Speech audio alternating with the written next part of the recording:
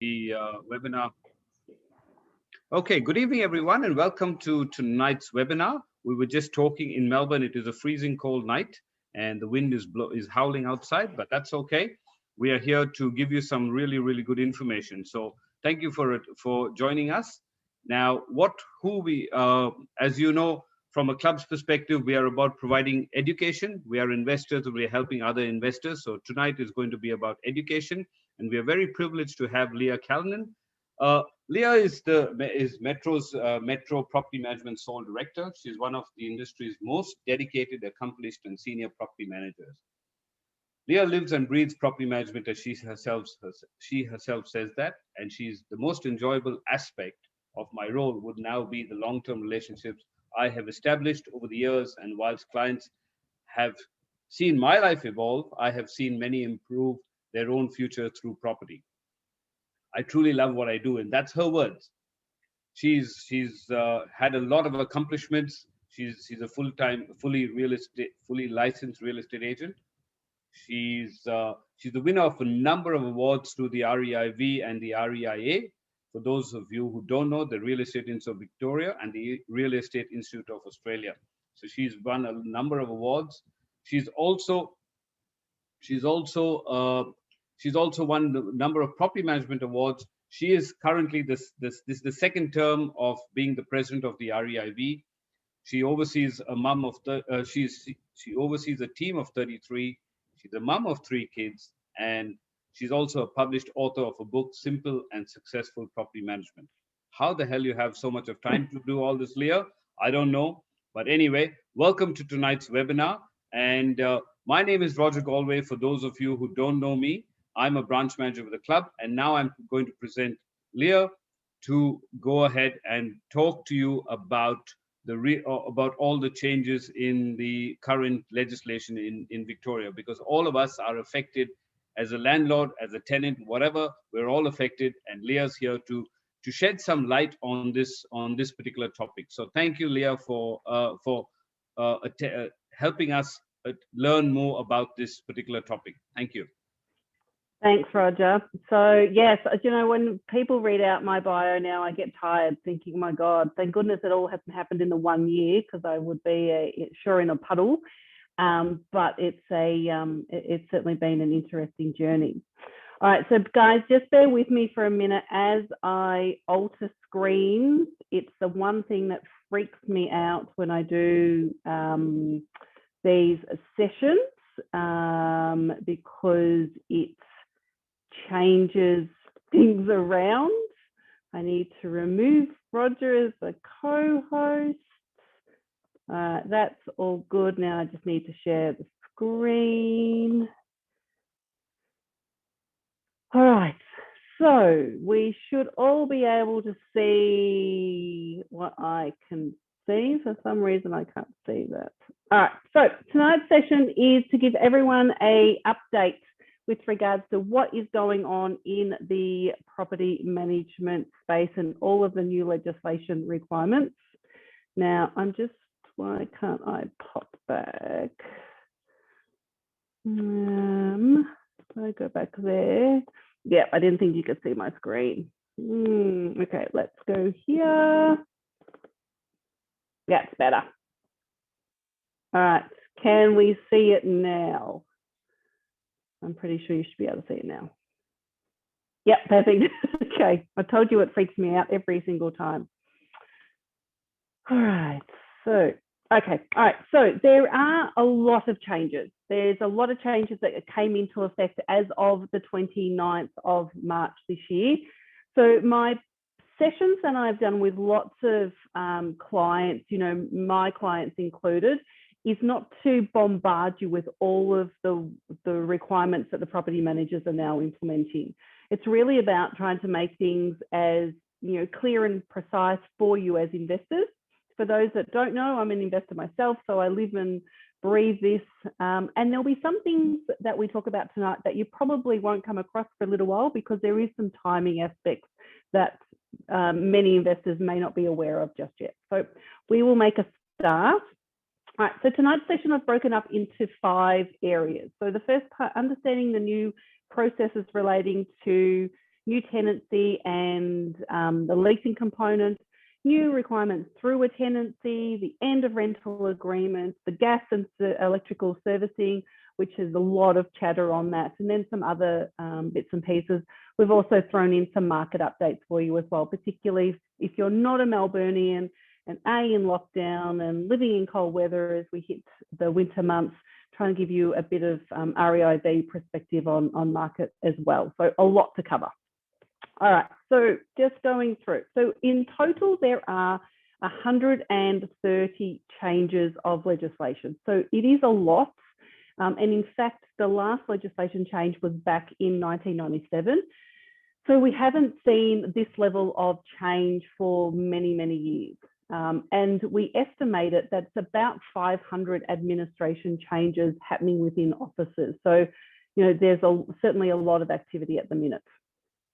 So new terminology, something I still can't get my head around, and I'll probably never really be able to do it, but tenants will now be referred to as renters, and landlords will now be referred to as residential rental providers or RRPs. You know, you'll hear me use the same terminology of tenants and owners throughout the session. So I apologize now in advance because I cannot, after, you know, 28 years of doing property management, it's a big change for me to be able to change these titles. So we've got new compliance standards that come into effect for new tenancies from the 29th of March, and we will talk about those compliance aspects, which are the gas and electrical safety inspection checks. There's also minimum standards, which apply to all properties as of the 29th of March. And so I'll also run through what those steps are looking like for most agencies. You know, I'm fortunate not only being a director in a business and dealing with this day to day, but it's been really valuable to be on the ground as the president in the last, you know, 2 years, to be able to, you know, see what other organisations are doing and making sure that, you know, as an industry, we're trying to do things very consistently. So part of one of the changes that have come into effect is the introduction of what's called a disclosure statement. So you as investors will start to see this disclosure statement floating around, and it will tend to come through at two different times. A, when the tenant has given their notice to vacate, you'll find that your property manager will start asking you to either complete a disclosure statement, or, you know, what we're doing with a lot of our clients, A, because we've worked with the clients for so many years, is we've completed the disclosure statement and having the client sign off on it. So that'll be the first point. Or in a lease renewal situation, there is now a duty on the owner to make sure that this information is disclosed. So you'll see on your screen here, and as Roger mentioned earlier, the session is recorded, so you will be able to go back over things if I talk too quickly or if you miss something.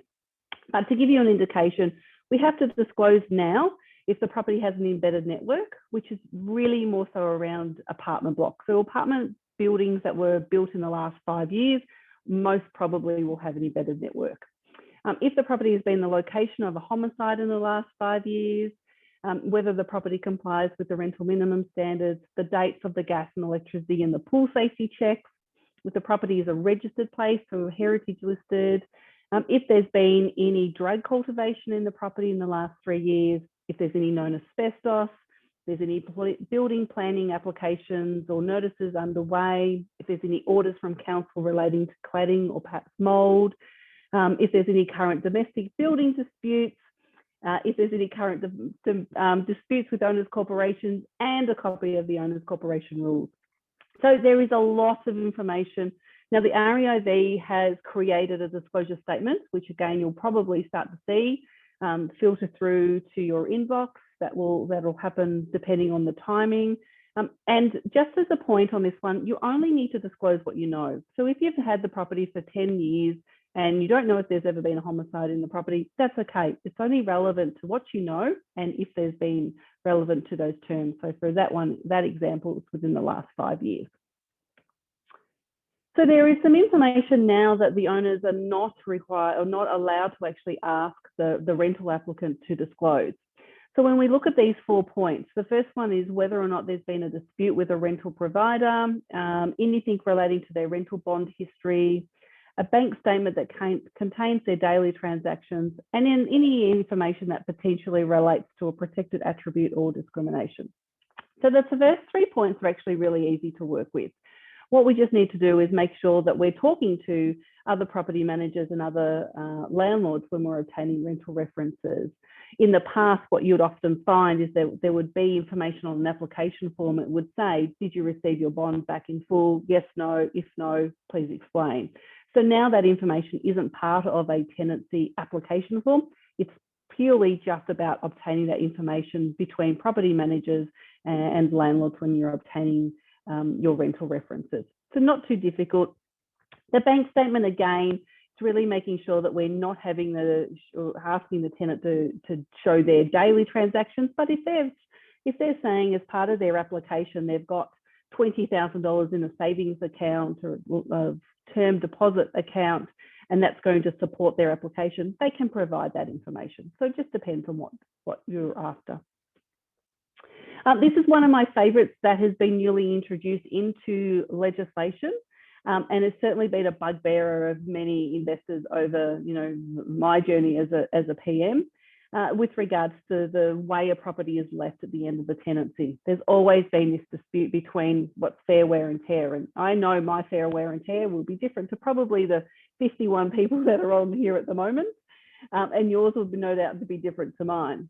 So what this piece of legislation is actually doing is saying that at the commencement of the tenancy, if the property was professionally cleaned, at the conclusion of that tenancy, the tenant is required to provide that property back professionally cleaned. So this eliminates the discussion around wear and tear. And in fact, there are director guidelines that the tribunal members now need to following on with regards to this professional cleaning. So there's some practical elements that you'll need to think about as an owner. If you haven't had the property professionally cleaned and you want to set the standard, it's going to be really important that you undertake that expense right at the start to make sure that you set that expectation throughout the duration of future tenancies. From a practical point of view, the intention will be that these invoices will be attached to either the lease agreement or the condition report, so that the tenant is really aware of what the expectation is of them moving forward. Oh, why am I not moving?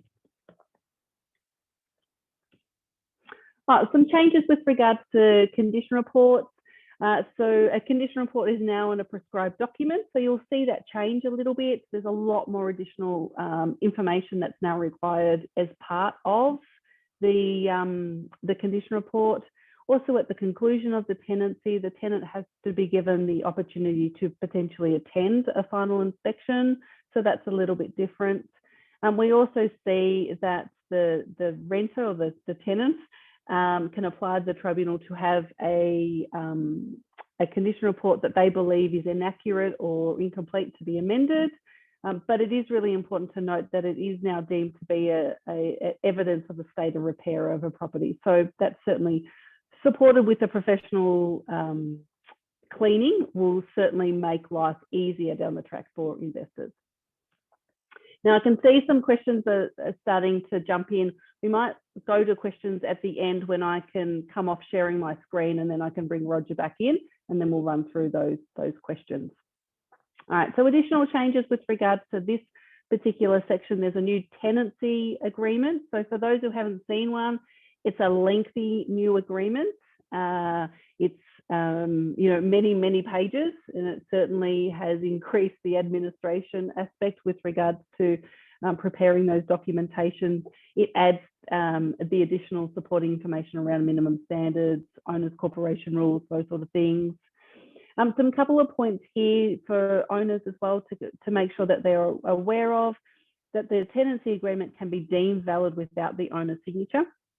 So the best example that I can share with you on this one would really be if there was an offer and acceptance. So we came to an owner and we said the tenant wants to renew their lease for 12 months. Owner says yes, lease documents go out, the lease comes back, and the owner for some reason changes their mind. Maybe they've had a change of circumstances. Unfortunately, if that lease had been executed by the tenant, it would be deemed a valid lease, and therefore that would behold the owner to that term that has been offered. The other point here is with regards to providing free sets of keys. So again, if you have an apartment, this is probably more so where it's applicable. If an apartment, it's a 1-bedroom and you have 2 people moving in, you need to supply all tenants on the lease with a full set of keys, a remote, a swipe, entry to any common areas, those sort of things.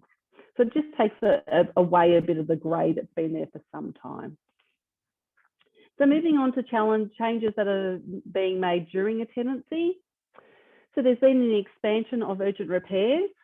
So we've seen the addition of air conditioning. So this means if there is air conditioning in a property and it breaks down, it's now deemed to be an urgent repair and it needs to be attended to as quickly as possible. It doesn't mean that if there's not air conditioning in the property that you have to put air conditioning. It's only if there is air conditioning in the property. Mold and dampness has also now been added to the list of urgent repair. Keeping in mind though, where it's a fault of the property and the structure and soundness of the property, not about how the occupant is dealing with excess condensation. Dishwashers has also been added as an urgent repair. I know often when I do these sessions training, property managers across the state, the dishwasher always brings a giant groan from a room full of property managers because they don't quite think that it should be an urgent repair. Keeping in mind also as part of the new requirements that all appliances that are fitted, they must meet the new star ratings, and you need to make sure that you replace an appliance that it meets those new ratings moving forward as well. And that information is, your property manager will have it in the legislation. So some interesting sections here that have been added. So modifications that can be made without the owner's consent. So when we first, there's 2 parts to this particular section. The first part when we're talking about a property that is not a registered place, so not a heritage listed property, so your average house, unit, flat, apartment type thing. So tenants can now undertake the installation of picture hooks or screws for all mounts, shelves, brackets, and surfaces other than those of brick walls. They can install wall anchoring devices to secure items of furniture. They can also install LED light globes when there's not the requirement for new light fittings. They can replace halogen and fluoro lamps, and they can also install blind and cord anchors. Before you all freak out, if you haven't already been made aware of these changes, there is a make good clause in a tenancy agreement. It's a default clause in all tenancy agreements moving forward. So whilst the tenant might think that they can undertake these works, and they need to understand that there is that make good clause at the end of that tenancy. So whatever happens, if they put in, I'm in my bedroom at home working, if this was a rental property and they'd put in 20 picture hooks on the walls around me, then at the end of the tenancy, they need to make good and make sure those walls are repaired, unless the owner decides that they're happy for those picture hooks to stay.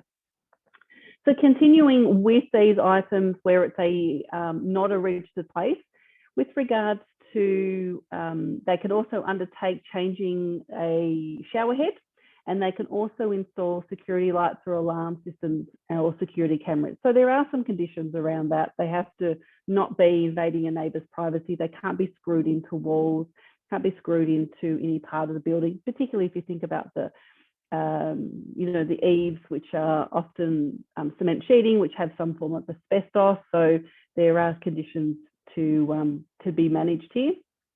In all properties, tenants without the consent of the owner can replace the curtains, providing the original ones are retained. They can install adhesive child safety locks to doors and drawers. They can install non-permanent window film, which is your tint. They can install wireless doorbells, the installation of pressure-mounted child safety gates, and install a lock on a letterbox. So whilst there's an extensive list, keep in mind that there is that make good aspect for this particular section. Now moving on, there's another section with regards to modifications. So this one reflects modifications when the owner can't unreasonably refuse consent.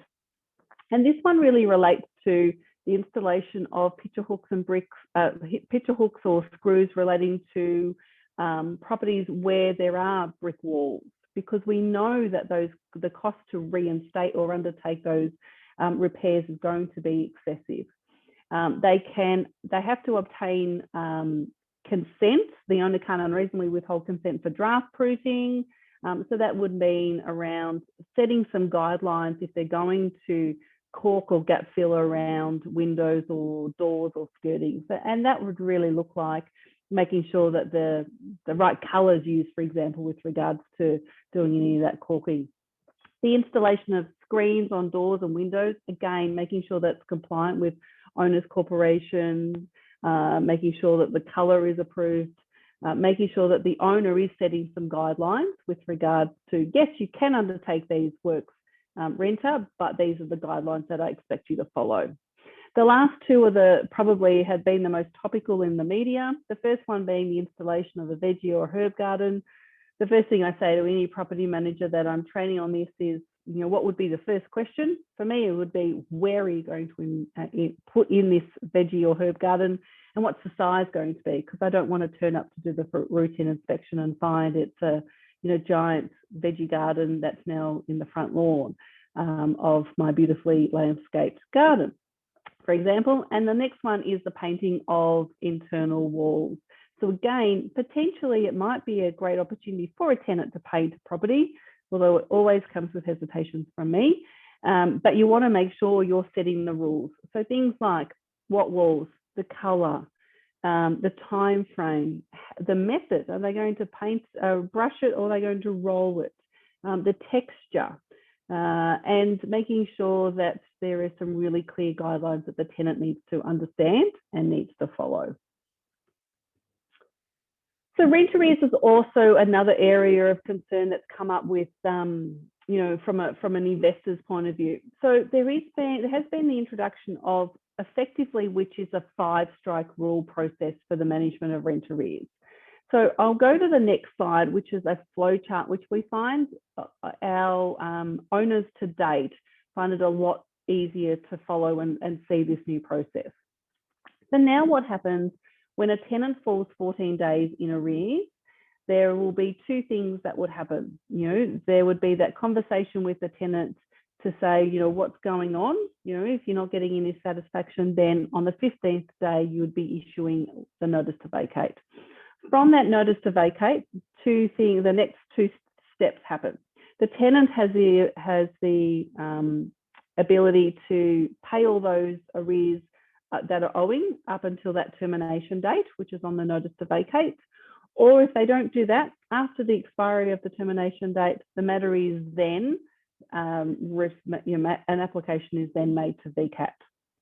So we know that Vacate is very prone to issuing payment plans. So this particular flow chart shows you that, the potential opportunity that there's, more times than not, you're going to get a payment plan, particularly when the tenant is attending your Vacate hearings. This 5-strike rule will go on, as it says, 5 times.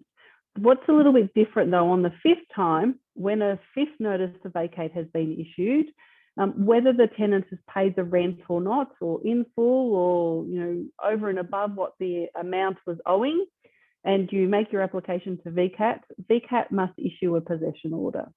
So it's setting some really clear guidelines and expectations for both, I think for all parties, owner, tenant, and also property manager.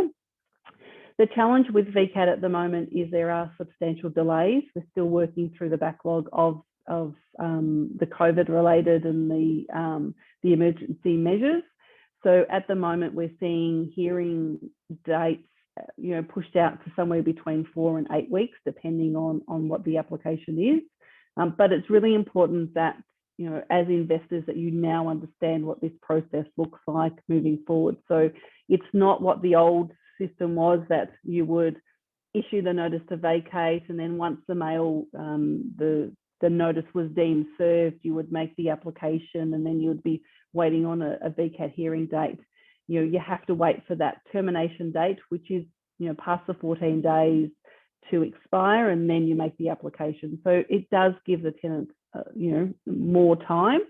And it's just making sure that your property manager is really aware of what the new processes and steps are. So some changes with here for owners' liability and responsibilities. So, and these have really always been the case, but it's just making sure that it's really articulated in the legislation. So the first one is pumping out and clearing of the sewerage and septic tanks. Now it's really clear that all costs and charges for the initial connection of fixed internet and telecommunications, such as NBN, is the owner's responsibility. If you've got a property where you've got a fire safety water tank, your responsibility to pay for the cost to cut the water there. So again, some really clear changes so that owners understand what they're responsible for. This is also an area that there's been a lot of chatter about with regards to some clear processes relating to selling a property when there's a tenant in occupation. So now moving forward, there is a set prescribed compensation amount for every sale open for inspection or private inspection. So it's either equal to half of the daily rent, or $30, whichever is greater. Our next slide shows you some calculations here. So if the rent was $300 a week, the daily rent is $42.86. So we know that 50% of that's going to be $21.23. So the $30 would be the minimum payment that is being paid to the tenant. So some points just for, so for your own FYIs. So this is not if the tenant is, so let me rephrase that. These payments are applicable irrespective of the tenant knows about this part of legislation or not. It should be part of the agent and the property manager's steps with regards to putting a property on the market for sale. It's also really important to understand that this is not setting the property to be set at a display home standard. This is purely to allow the inspections to take place.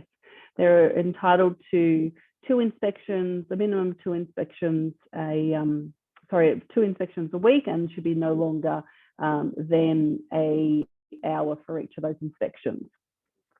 So the additional sales requirements also include that the tenant has the opportunity to review any advertising images or videos that are being used as part of the sales campaign. So this is where you'll probably see and hear about virtually staged images becoming more prevalent, particularly when selling rental tenant properties that are occupied with tenants.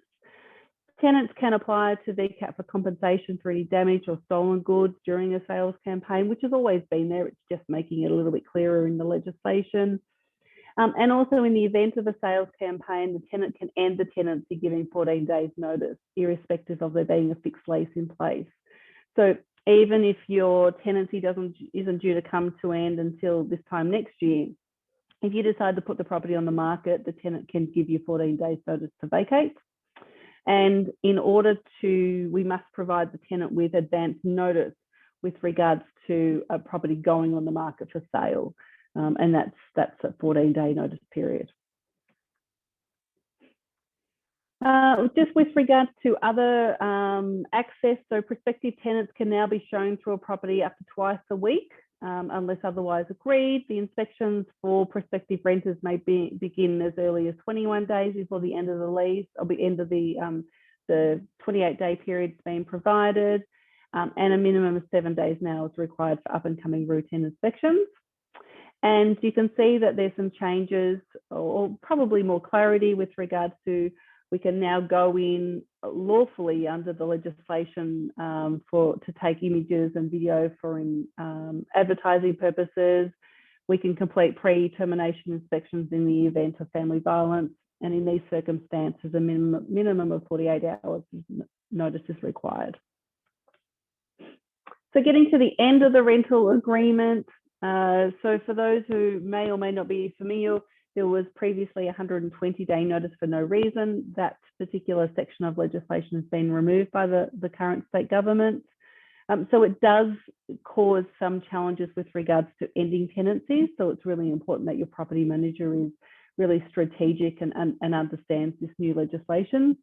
There's limitations with regards to how you can utilise the end of fixed term tenancy notice, and in fact it can only be issued towards the expiry of the initial term. It can't be utilised if the tenancy's been in occupation, say for 3 years at consecutive 12-month renewals.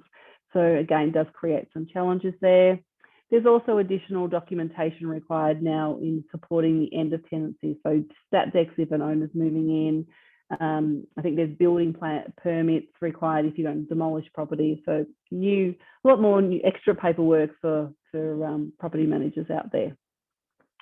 Changes with abandoned goods as well, that items have always had to be stored if they were personal items, and that's still remaining at 90 days.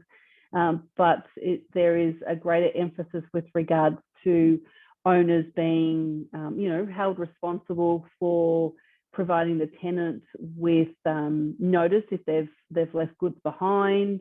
The items need to be stored for a period of 14 days. Now, one of the changes with regards to this new piece of legislation is it does allow for the owner to store the items in the property and still charge what's called an occupation fee, which is basically the rent for those 14 days. So again, for those really long-term experienced investors on today's session, you've probably heard the terminology, consumer affairs inspectors. These inspectors have now been removed from this process. So the liability and the responsibility actually remains with the owner and the property manager when assessing these abandoned goods. Safety related changes. So this is probably one part where there's been a lot more activity. So moving forward, for all tenancies that commence as of the 29th of March this year, there is a requirement that an electrical safety check and a gas safety check is undertaken. These inspections must be undertaken every 2 years. So if you've had a vacant property and you've had a tenancy just commence, if you haven't already received notification from your property manager, you will be receiving notification from your property manager to undertake these inspections. If you've got an existing tenancy in place, you then have either up until the 28th of March 2023 to undertake these inspections, or if the tenant gives notice between now and then, whichever comes sooner. So you will need to undertake these new inspections. There's very clear guidelines set out in the regulations on what needs to be undertaken. You'll most probably start to see some the word compliance inspections filter through your emails if you haven't already. You'll also see that you'll probably see introduce a compliance administration fee. We're seeing a lot of activity in this particular space because now agencies are going to need to employ additional staff in order to manage the compliance of these inspections. There's a lot of logistics around how it's best to manage them. Some agencies have kind of gone with just a bit of a shotgun approach and sent out the communication to all owners and now undertaking them. I think one of the concerns that sit with me at the moment is it's not about the cost to undertake these inspections. So you'll be looking at, I think it's around $3 to $350 for the electrical and $2 to $250 for the gas. That's not what the costs are probably going to see increase for owners. It's going to be what works are going to be required in order to make the property compliant. So moving forward, if the property is deemed to not satisfy these safety checks, it's effectively not compliant. It's deemed to be an urgent repair and needs to be undertaken. So that's why it's really important to make sure that you've got a strategy in place. I know for us, we decided to do it a little bit differently. We didn't play the shotgun approach. We've just been focusing on the properties that are vacant at the moment and working through and having those inspections being completed once the tenancy, the new tenancy takes occupation. It's really important to manage it from a cash flow point of view, particularly if you're a multi-owner. Like I said, it's not just the expense of undertaking these inspections, it's the potential what needs work doing as a result of those inspections. So they'll need to be staggered, needs to be some real consideration in that space. The smoke alarm safety check as well, some small changes here. Most investors over the years have gone on to smoke alarm programs. So you need to make sure that the smoke alarm's obviously correctly installed and working appropriately and meeting all of the manufacturer instructions. They're now deemed to be urgent repairs, which is, should have been urgent repairs for a long time ago. And needing to make sure that the batteries are replaced as soon as necessary. It's a new piece of legislation that says that it's not, the tenant can't tamper or touch the smoke alarm. So if in the past you might have had the tenant be looking after it, you will need to change some of your processes because it is the owner's responsibility to maintain it. Pool fences, for those investors today that might have a pool as part of their investment property, you need to make sure that you are understanding the new guidelines and rules with regards to pool fences. A pool fence is also now deemed to be an urgent repair if it's not compliant. Those inspections are required every 4 years, and you need to be obtaining your compliance inspection report.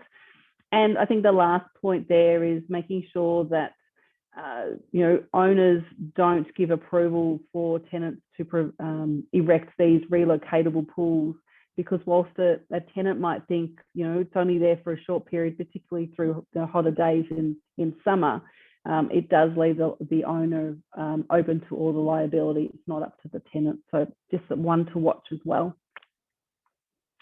Some changes with regards to locks. So we need to make sure that all external doors are secured with a deadlock. So the REIV is actually undertaking some further conversations with government on both the deadlocks and the windows. So we're not, the information at the moment is not to go and make any substantial changes. I personally have a real issue with the requirement that says that all external windows have to have a lock fitted to them. If you think you've got an apartment on St Kilda Road and it's on the 10th floor, why would we need to put additional locks on those sort of windows? So there's still some conversations being had at government level in regards to locks and deadlocks. So my advice here is to sit tight and just wait to see what that information comes back from government with. And if you've got a tenant that is concerned about a deadlock that's not operating properly or a window latch that's not operating properly, then make sure that you get that fixed as soon as possible. These are the new minimum standards. So in total, there's 14 minimum standards.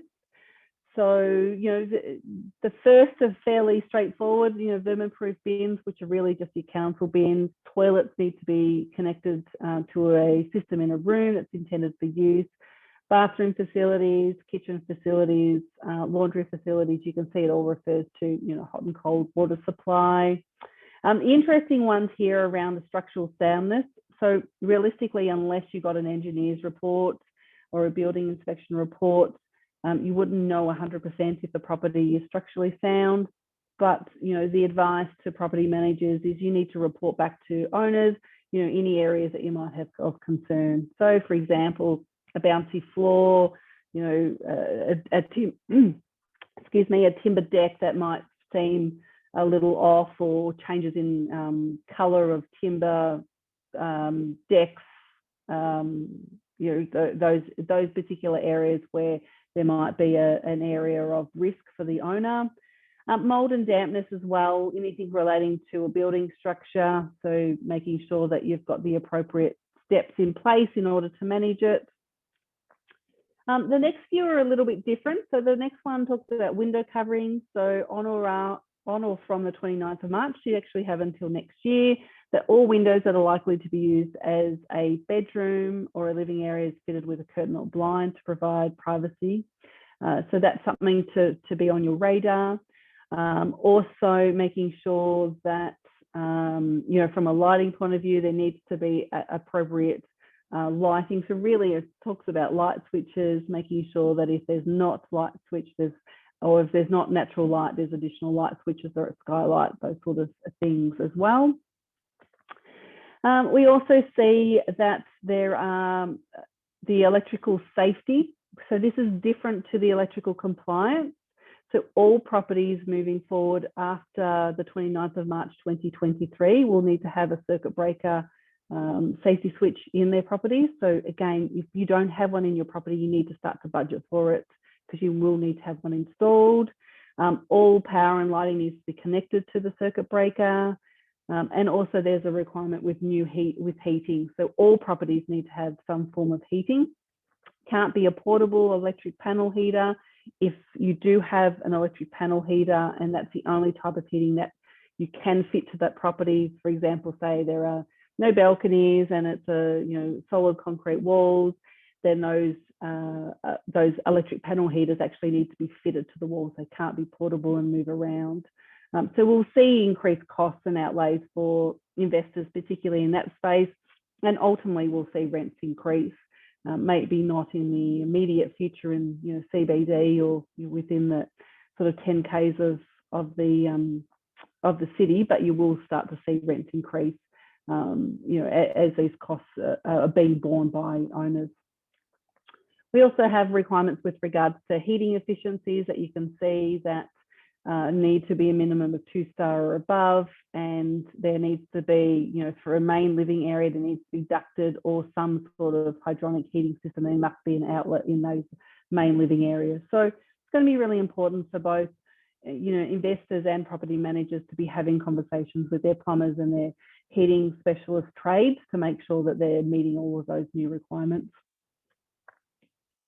Some other changes, pets came in, this time last year. So it is now the ability for the tenant to put in a request for a pet. If the owner isn't happy with having that pet request, then the matter would be referred to the tribunal. The backlog of tribunal cases for these sort of things or these sort of applications are somewhere between 6 and 12 months. So for some owners, that might be a gamble they're happy to take. I think it always comes down to the type of pet and the type of property. Common sense hopefully prevails in most circumstances here. Interstate landlords. So for those, there is some interstate jurisdiction issues happening in Victoria at the moment and have been here for some time.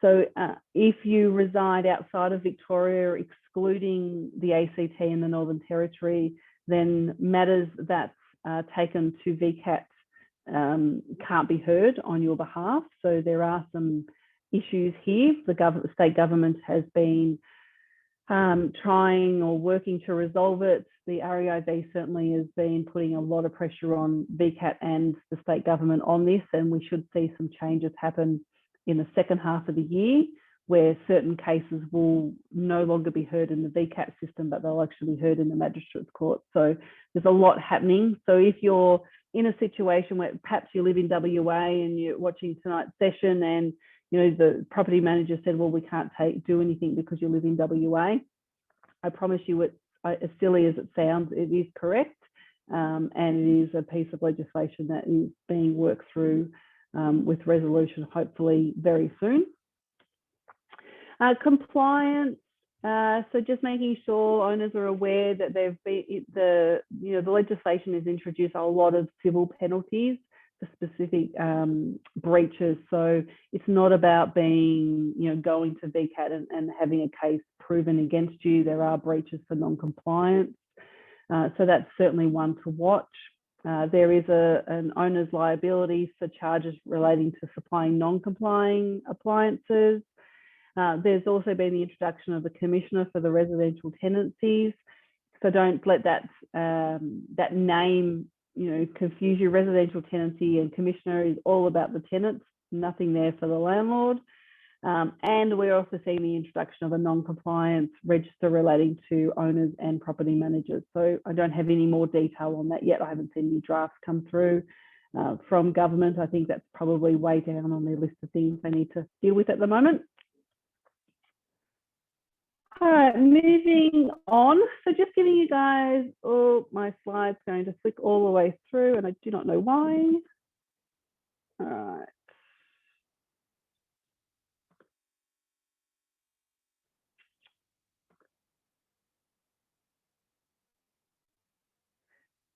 All right, no, it's going to bounce. Okay, that's not going to work.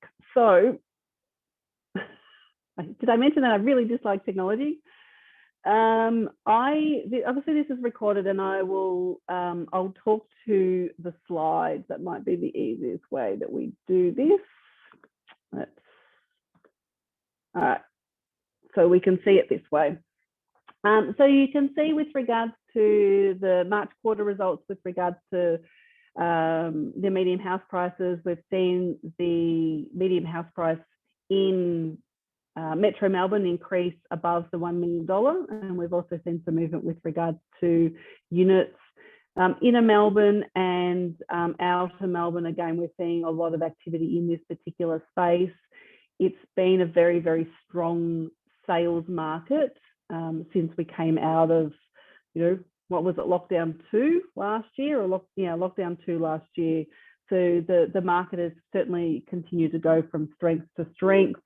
In fact, it started very early when Open for Inspection started the first week of January in Victoria. So there's a lot of activity.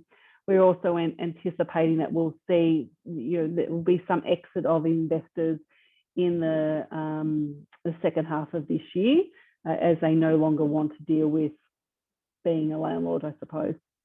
So you can see some changes there. Obviously, we've got a $1 million medium house price. We've seen an 8.8% quarterly price change. Medium rents in Metro Melbourne are sitting at about $480, and the yield's at 2.7%. And on that next graph, you can see certainly the house prices trending up quicker than units. We can see obviously the different municipalities and the activity that's happening there. There's certainly, if you look at Greater Dandenong, I think Hobsons Bay, which is down in the Williamstown area, it's had a quarterly change of 15.4%. So there's a lot of activity happening across most areas of the state, particularly regional Victoria as well had some great results. So we see the median house price for regional Victoria is now sitting at about $511,000, 4.1% quarterly change, $360 medium rent, and 4% rental yield, which is a great rental yield there as well. Again, from that graph, you can see there's a lot of activity trending upwards in the regional area.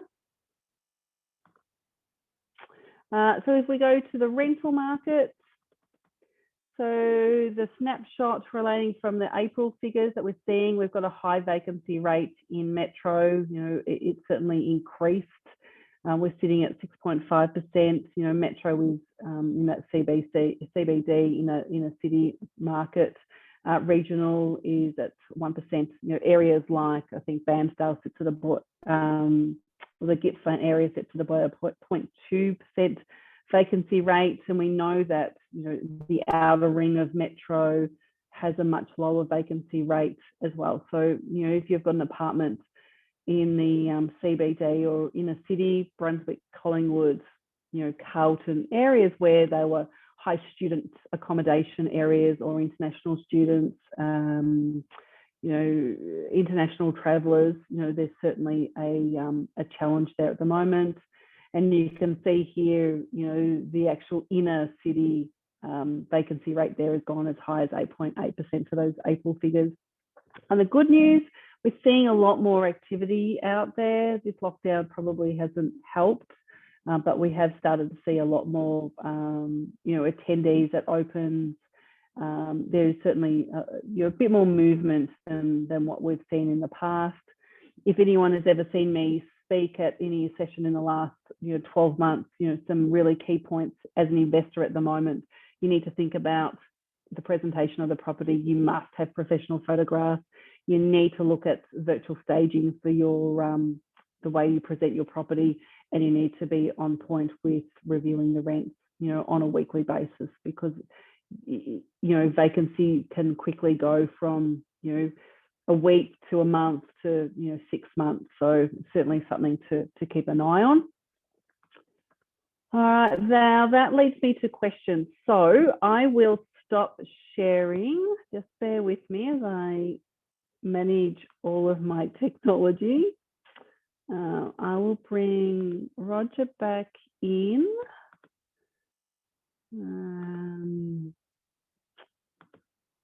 All right, Roger should be able to jump in shortly. There we go.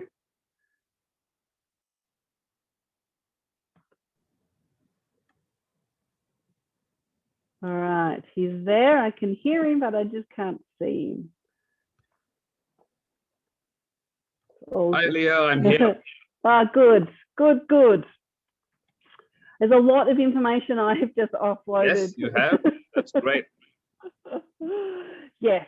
So I don't know. Do you want to go through the questions? How do you want Yes. to? Yep. Okay. Definitely. Right. Yep. Definitely. All right. The first question which was asked is, do these changes apply only to Victoria, or are there changes which are gone apply to other states? So all of the changes that I've spoken about tonight are just Victorian. So if you're an investor and you have a property in Tasmania or Queensland, then no, you don't have to undertake these. But there is certainly a pattern of the state government introducing very similar legislation across the country. Yeah. Another question which I have, which I was not aware of, Leah, is the fact of interstate. Now, we do have a lot of interstate buyers buying here in Victoria, and I'm sure there'll be a lot of interstate investors on this webinar. Now, one of the questions which we have, so how do we deal with situations where if someone's in WA or Brisbane or somewhere and they've invested here, and now if they're not going to be able to go to Vacate or something, what advice would you give them? Yeah, that's a really I wish I could give an answer that would give them 100% comfort, but I can't. It is a big problem, and it's been a problem now for well over 12 months. So the challenge is that those matters, because it's deemed to be not a state matter, it's a federal matter. So what the legislation that is currently in Parliament with the state government at the moment is that the matters will be able to be transferred across to the Magistrates Court. In the meantime, though, the only thing that property managers and owners can do is try and negotiate to their best ability to try and come to some sort of resolution. The same applies the other way, though, as well. So keep in mind, whilst technically you can't make an application to Vacate with regards to if you live in New South Wales, for example, it doesn't stop you from issuing a notice to vacate. And if the tenant complies with that notice to vacate or complies with making those rental payments, then that's fine. But you won't be able to end the tenancy because of the jurisdiction issue. The same applies if the tenant has an issue with you about you not doing maintenance. They could serve you with make an application to Vacate, but the Vacate can't hear it because you reside in New South Wales. So it is a bit of a wait and see and a watch and see, but it is really important that if you have a situation like this, you need to be talking to the most experienced property manager within that organisation to understand the strategy around managing it. Okay, so do you think that another question which has come from Jack is, do you think that this will make it difficult for the RRPs, and that's a bit of a mouthful to be talking about, to stay viable and continue to own and rent properties? Yeah, I think, Jack, it does create some challenges for investors. I think there'll be some investors that it becomes too hard and they don't want to play anymore and they won't want to continue being in this space. But most investors, if you think about it from a business point of view and you put your business hat on, this is just a lot of change that we just have to process and deal with at the one time.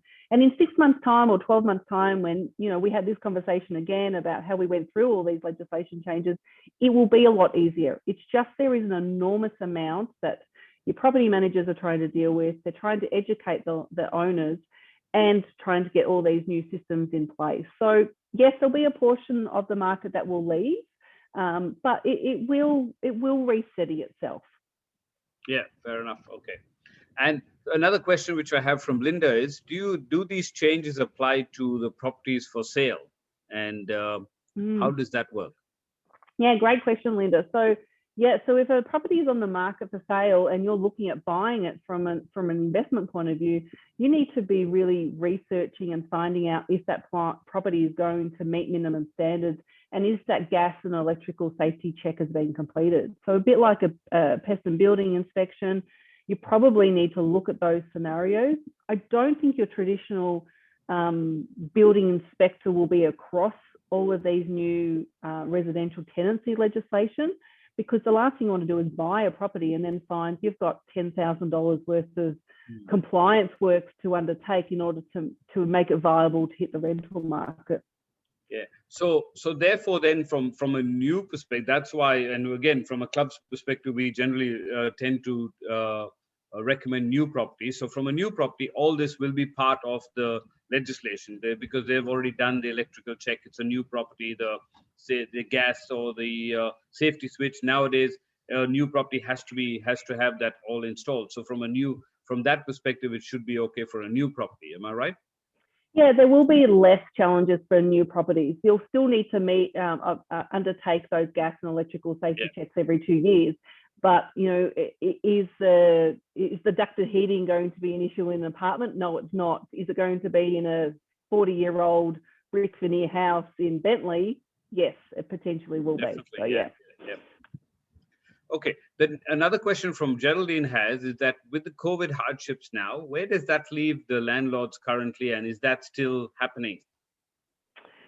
Yeah, so the COVID legislation, which was the emergency measures legislation, that has now expired and we're now in new legislation, which is the Amendment Act. So if you've got tenants on payment plans, they are still being honoured. Depending on the location of your property, I certainly wouldn't be negotiating rent reductions in certain areas and certain scenarios. But if you've got an apartment in the CBD and you've got a tenant who works in hospitality, for example, then the reality, and I know I probably sound harsh, but the reality is you're probably better off having that tenant pay 60% of the rent than you having no rent. So it just depends on the market that you're in and how you manage those COVID restrictions. Excellent. Okay. Now, if I don't see any other questions popping up, Leah, but I think the information you've provided is a lot of information, and I know I've learned something from this session. It's 7:30 now, and I really like to say thank you to you for taking the time and coming on this webinar to provide this information for our members. I think it's been very, very beneficial to hear this. So just to let all you members know, please contact your property mentor for any other information. We will pass on any details to you. And if there'll be a fact sheet, I'm hoping that Leah will provide a fact sheet, which we can provide you. This recording will be available. We'll be sending it out to all of you, those who have attended and who have registered. So we'll definitely pass this on to you. And hopefully we will be able to get this process evolved. And as Leah says, from being the president of the REIA, I can imagine she must be hounded by all different agents, and the investors themselves, because this is a major change, and also from a tenant's perspective. So, but again, thank you so much for your help, and we look forward to catching up again soon. Thank you, everyone, and good night.